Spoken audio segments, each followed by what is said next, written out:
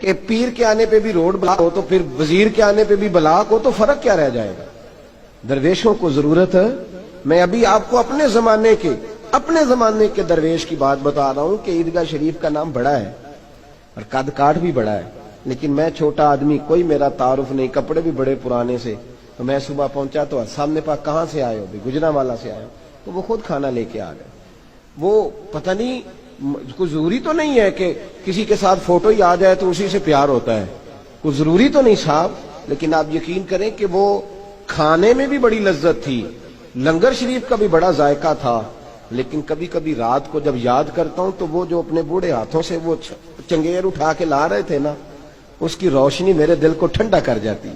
او بھائی، یہ کیفیات ہوتی، کیا ضرورت تھی؟ بڑے خادم تھے ان کے، کسی کو بھی اشارہ کرتے تو آ جاتا، کوئی مسئلہ تو نہیں ہوتا.